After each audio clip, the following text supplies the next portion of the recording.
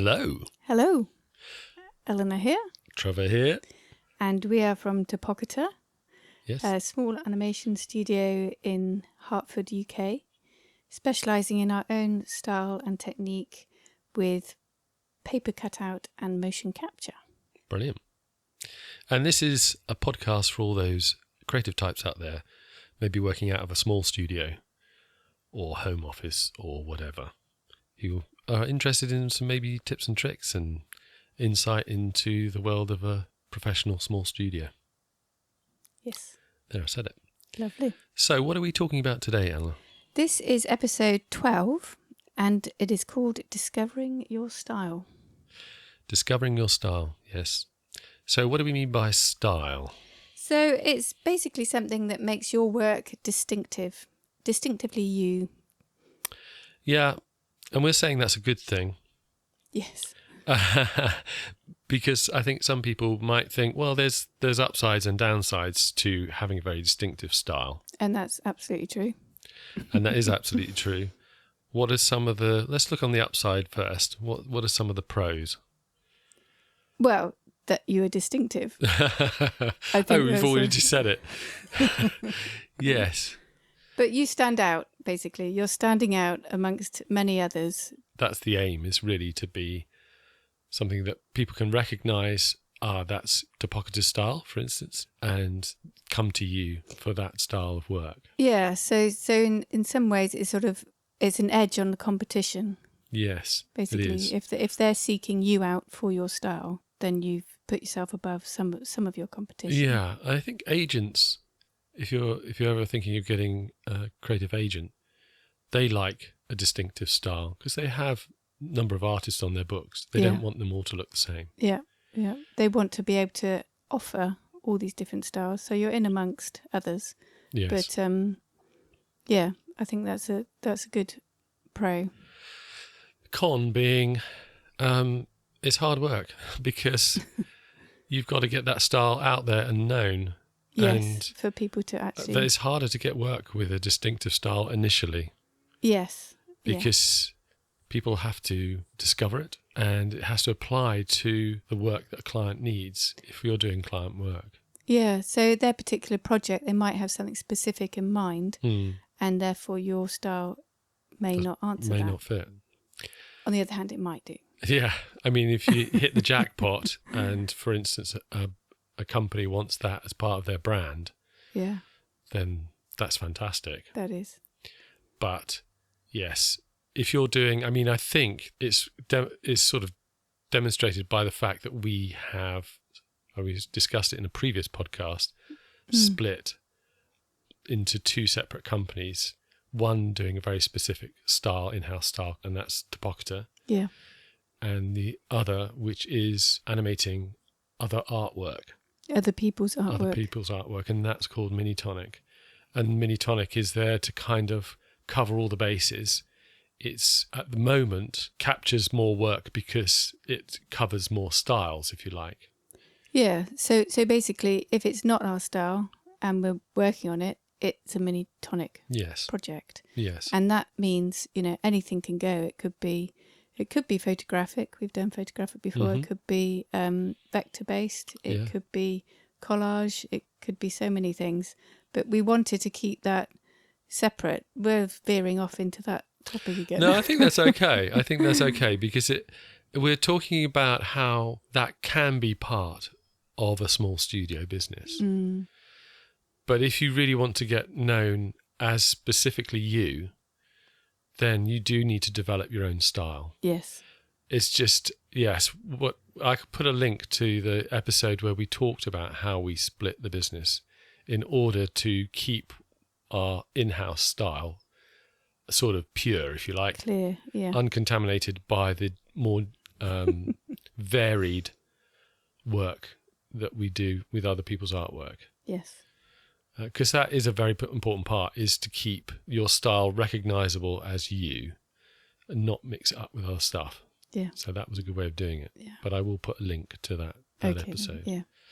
So how did we go about finding our style? Yeah. Well, it's trial and error. Mm-hmm. There's a lot of error and a lot of trialing.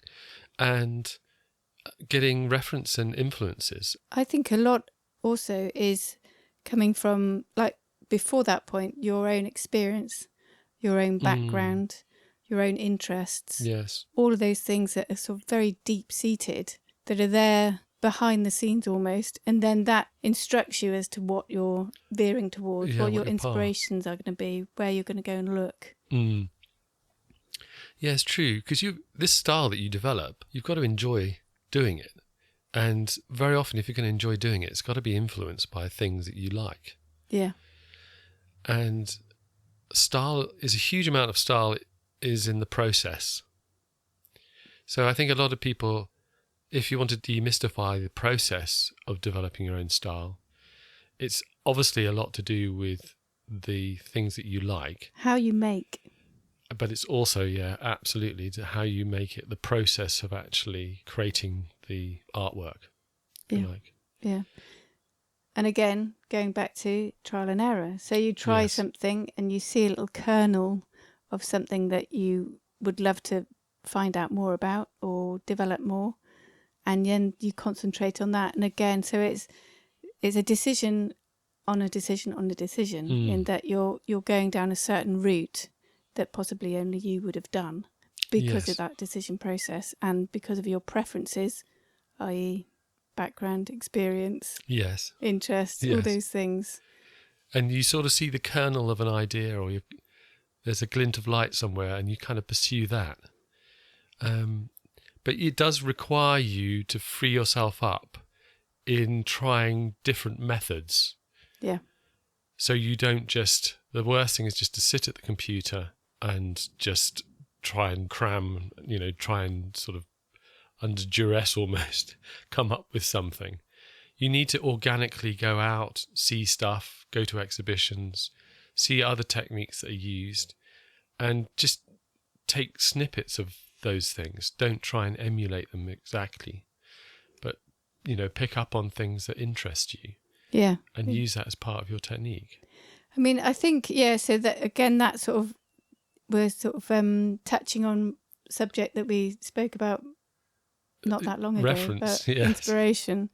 But again, it's sort of your experience and your background as to what kind of processes you know and how you're going to, like, for example, our paper cutout and motion capture, that comes from our backgrounds. Yes. Neither of us are animators. No. Or have any training in animation. No, we didn't have a background in animation. I did model making and fine art, and you did visual effects. So obviously I go back to drawing and cutting things out and making stuff, which I love. And your background on the computer. No. Yours is all about drawing, yes, but it's about those techniques as how it can get into the computer. Yes. That's what it is. So that came about really because we didn't have a background in animation. So we had to come up with a technique that allowed us to animate. And that's where the motion capture came from. Yeah.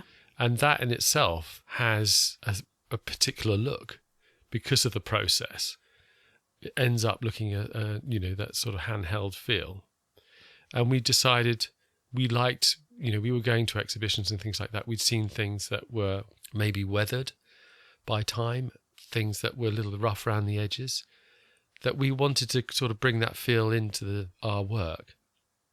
And even though we end up using digital means to produce our animations, we wanted to maybe not have it look so slick and so polished and very computer-like. We wanted to get away from that. Yeah. So that technique had just built itself into the style. So we do actually sort of give things a weathered look. And that all becomes part of the style in itself. And the pencil line and Yeah. So I've seen other people in their style, they might have a very retro look. Mm-hmm. So they're really influenced. Maybe they love, 50s memorabilia or whatever, old printed material. So they'll look at the colours, they see they're faded, or if it's like a screen print where the colours are slightly offset, and they'll try and emulate that. And that becomes part of their style. So it's not just about sort of looking at the latest and greatest things around you. It's being influenced by things that may be quite far back in time. Yeah. And from different mediums to the actual one that you might be working in. Yeah, definitely. And that can just really feed into what you do. You do see people that kind of learn or adopt a style that they've seen because they like it, but because it's in the same, things like manga. Oh, like a genre. Yeah, it is a genre, isn't it, really? But we've had a lot of applicants that send us portfolios, and it's a lot of manga artwork. Mm-hmm.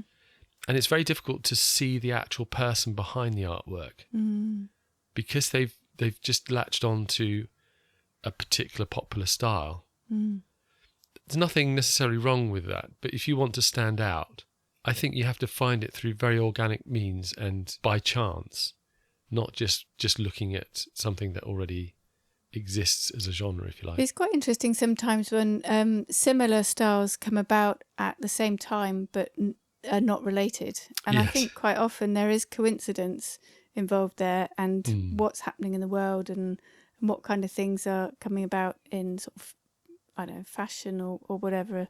Yes. And so the influences are sort of filtering through in slightly different ways, but people have used them in a different way. Yes. So I think that's very interesting. And Yeah, maybe it's just the zeitgeist of that moment, that kind of...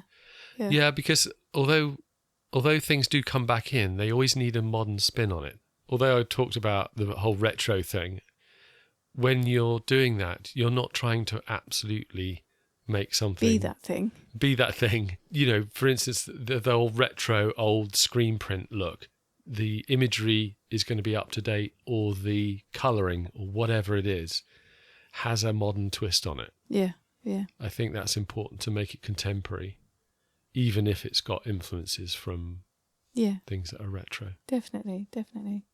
And often it's using sort of different materials. Maybe you're taking one thing and putting it into a different area of materials. Yes. Or we were speaking about different scales. Yes. Of what's within your artwork. Playing with sizes and... Yeah.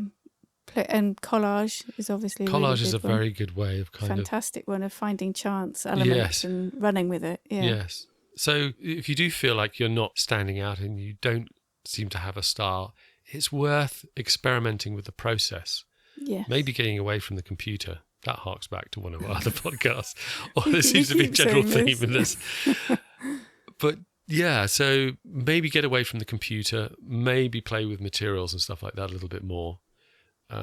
Even if you're using drawing, try different processes to kind of take it on a journey somewhere. So the outcome is has a very different look. So you can obviously play with things in the computer, but maybe start away from the computer first. Well, quite often I feel it depends on the program you're using the computer. Sometimes the program is structured in such a way that quite often you're going down the same road. Yes. And then that's really difficult to sort of make it look different or stand out.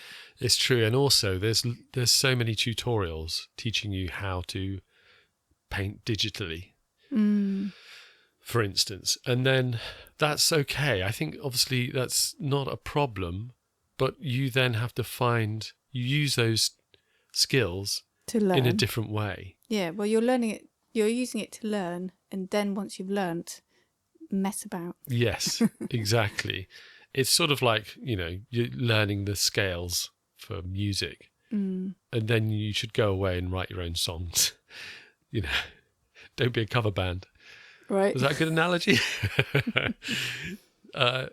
Because you need to stand out. I think it's so important, for people to actually discover themselves through their work. Do you think we've covered everything? I think we have. And what's really interesting is that this links back into so much of what we talk about. Yes. Which goes to show what we're really interested in. Yeah, it's true. I think it's a wonderful creative journey to kind of go out, go to exhibitions, pick up on things that you like or catches your eye, and let that feed into your work. It's a really exciting journey of discovery, really. Yeah. Yeah. So have fun with it. Don't feel under pressure. Give yourself room to play and experiment. But I think it's a worthwhile journey. Definitely. Definitely. So let's leave it there. Okay.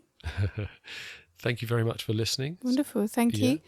Please do give us your comments or send us some imagery of your own work. Yes.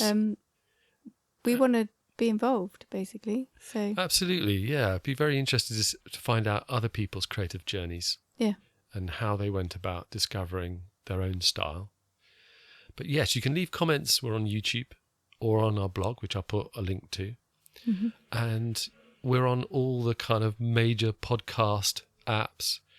So whichever one you're on, I'll post a link to our blog, because not all of them you can leave comments. Right. Yes. Okay. And I'm also going to find out a bit about how you can follow us on those platforms, because I'm not sure. We've had people say that they don't get notified. Yeah, I think that's a case of turning your notifications on. Okay. It could be that simple. All right. Well, we'll leave it there. Thank you very much for listening. Thank you very much. Take care, and we'll see you soon. Bye-bye. Bye-bye.